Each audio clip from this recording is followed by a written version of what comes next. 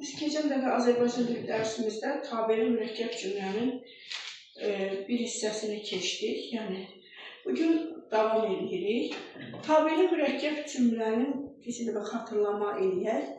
Baş və budaq cümlənin yerini necə tapırıq? Əsas budur. Demək, birinci dedim ki, aydınlaşdırma bağlayıcısı, səbəb bağlayıcısı olan cümlədə həmişə baş cümlə birinci gəlir. Şərt, güzəşt bağlayıcıları olan cümlədə isə birinci budaq cümlə gəlir. Bağlayıcı sözlər də var ki, hansı ki, biz keçən dəfəki dərsimizdə onları izah edirəm, onlar sual əvəzlikləridir. Həmin hansı cümlədə birinci, bax, həmin o sual cümlələri, kim, hara, yəni sual, daha doğrusu əvəzlikləri gəlirsə, orada birinci budaq cümləsi gələcək. Bəzi şəkilçilərimiz var, bəzi modal sözlərimiz var ki, məsələn, sa, da, mı, düzü, doğrusu, belə söz və şəkilçilərimizlə gəldikdə budaq cümlə birinci gələcək. Amma burada bəzi xırdalıqlar var, mən onları izah edeyim. Baxın, biz deyirik ki, aydınlaşdırma bağlayıcısı ki, belə ki bağlayıcısıdır. Baxın, ki, belə ki, belə ki. Bu ki, belə ki bağlayıcılarında bunlar varsa, deməli, birinci deyirik ki, baş cümlə gələcək. Amma bəzi hallarda ola bilər ki, bəzi hallarda ki bağlayıcısı zaman mənasında işlənər və budaq cümlə əvvəlcə gələr, yəni birinci gələr. Bunu necə müəyyən edirik? Bunu deməli, nə edirik? Əgər test üzərində çalışarkən yenicə təzəcə sözləri varsa və orada feili bağlama anda şəkilçisi ilə əvəz edə biliriksə, yəni ki bağlayıcısını, o zaman deyirik ki, burada ki bağlayıcısı zaman mənası bildirir və budaq cümlə birinci gəlir. Bu, yəni bəzi istisnalardır. Tam da demək olmaz ki, aydınlaşdırma əlaqəli tabes mürəkkəb cümlə hər zaman baş cümlə birinci, budaq cümlə sonra gəlir. Ancaq ki bağlayıcı bəzi hallarda zaman mənası ifadə etdikdə, əlbəttə ki, budaq cümlə birinci, baş cümlə ikinci gələcək. Və açar kimi yenicə təzəcə sözləri sizə açar olsun testlərin üzərində işləmək üçün və kini anda şəkilçisi ilə feili bağlama anda ilə əvəz edin. İndi baxın, o yenicə oturmuşdu ki, onu səslədilər. İndi mən bu oturmuşdu ki, kini anda şəkilçisi ilə əvəz edirəm. Yəni feili də işlədirəm. O yenicə oturanda, baxın, anda şəkilçisi əvəz edirəm.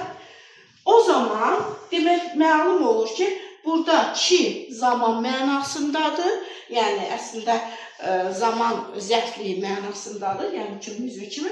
Biz onda burada baş cümlənin, yəni birinci gəldiyini yox, budaq cümlənin birinci gəldiyini görə bilirik.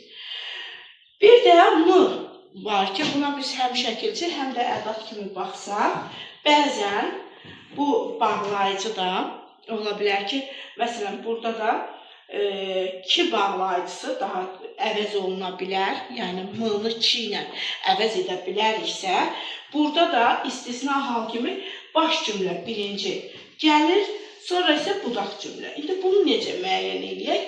Məsələn, baxın, bilirsənmi, o da gələcək. Əgər mı-nı ki bağlayıcısı ilə əvəz edirəmsə, demək, burada artıq birinci baş cümlə gələcək. Sonra isə budaq cümlə. Bunlar bizim istisnalarımızdır, yəni incə xırdalıqlardır. Bəzən testlərdə bilmədən, məsələn, biz burada deyirik ki, bəzi şəkilçilər, sa, da, mı, düzü, doğrusu, bunlar işlənən cümlədə birinci budaq cümlə gəlir. Amma belə də istisnamız var ki, mı bəzi hallarda ki ilə, ki bağlayıcısı ilə əvəz olunduqda, deməli, orada budaq cümlə yox, baş cümlə birinci gəlir. İndi, demək, biz bu davam edəcəyik, deməli, tabeli mürəkkəb cümlələri testlər üzərində izahlarını verəcəm. Onda daha yaxşı, aydın başa düşüləcək.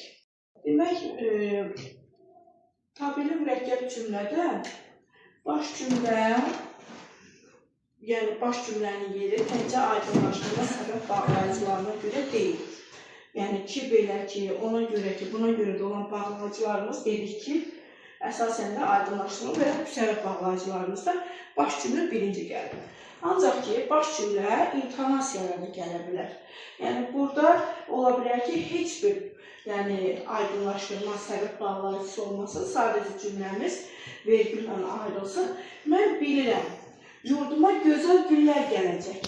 Gözəl günlər gələcək deyiriksə, mən bilirəm ki, burada biz ki bağlayıcısından istifadə edirik.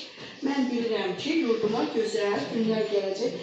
Əlbəttə ki, burada intonasiyalı cümlələrdə birinci növbədə baş, sonra isə budaq cümlə gələcək.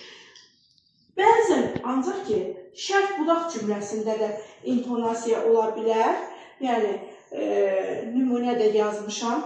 Su istəyir, qoy içsin. Əgər onu sası ilə əvəz edirəmsə, əlavə şərt, yəni su istəyirsə, qoy içsin. O zaman şərt budaq cümləsində də olduğu kimi, demək, budaq cümlə birinci, baş cümlə sonra gəlir. Çünki biz əvvəldən də dedik ki, şərt budaq cümləsidir, sənin sahasıdır, damı, düzü, doğrusu, belə sözlərdə, deməli, şəkilçilərdə ümumiyyətlə budaq cümlə birinci gəlir. Ancaq ki, istisna olaraq, yəni şərt budaq cümləsi də intonasiya ilə ola bilər. Və biz o zaman heç bir intonasiya yoxdursa, əgər su istəyirsə qoysun. Hətta əgər sözündən də istifadə eləyə bilərik.